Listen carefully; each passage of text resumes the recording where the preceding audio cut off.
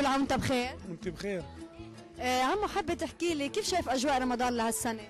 والله اجواء اول شيء بنهني المسلمين بعيد الفطر برمضان، وان شاء الله بيرجع السنه الجاي ووضع البلد يكون احسن من الموجود حاليا، وان شاء الله يعني بكون الوضع احسن والفصائل تتصالح مع بعضها ويرجع الوضع احسن من اللي هو عليه الان.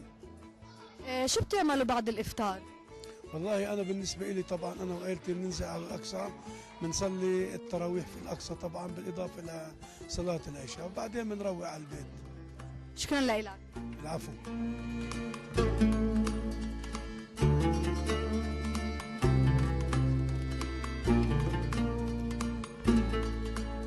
كيف بتقضي وقتكم بعد الإفطار بشهر رمضان؟ بعد الفطرة قصدي. بعد الفطرة طبعا بننزل على الحرم نقضي صلاة التراويح والوتر، وبندعي لأمة محمد المسلمين، وأوقات بنضل يعني أي صلاة في الحرم كويسة، يعني لو صلاة التراويح أو زيادة عن صلاة التراويح أو أي شيء، المهم بالأقصى الحمد لله رب العالمين، والله يكتر أمة محمد المسلمين. شكرا لك. نعم وانت بخير. وانت بالصحة والسلام. حابة تحكي لنا شو بتعمل بشهر رمضان بعد الإفطار؟ والله بالعادة بعد الإفطار بنريح شوي، بنحضر، بنروح بنزور الأهل وبنصلي التراويح، بنصلي العشاء بالأقصى وبنروح.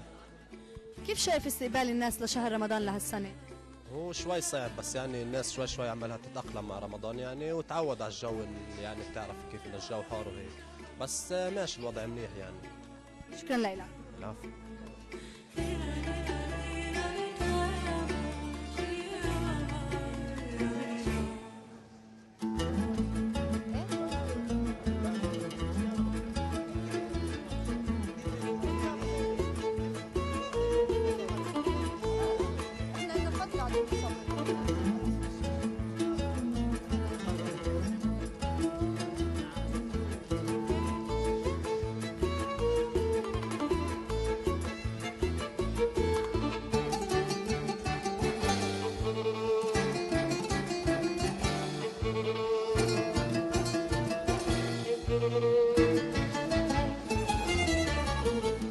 طبعا مشاهدينا مثل ما انتم شايفين حتى في كثير من الناس بيقضوا شهر رمضان بعد الافطار بالمشاكل والتحديات والمعوقات اللي عم بتحطها سلطات الاحتلال الاسرائيليه لمنعهم من قضاء اوقات فراغهم وامسياتهم.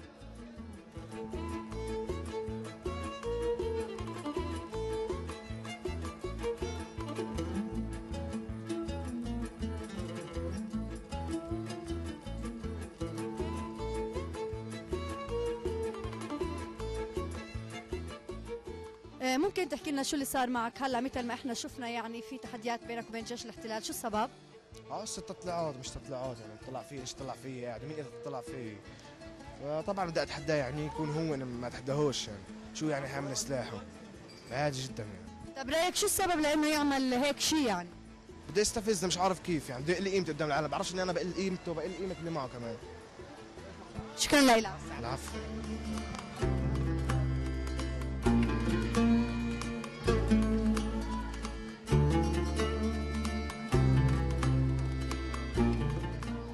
مشاهدينا الكرام لهون بتنتهي حلقتنا، انتظرونا بحلقة جديدة وموضوع جديد على الشاشة الفلسطينية.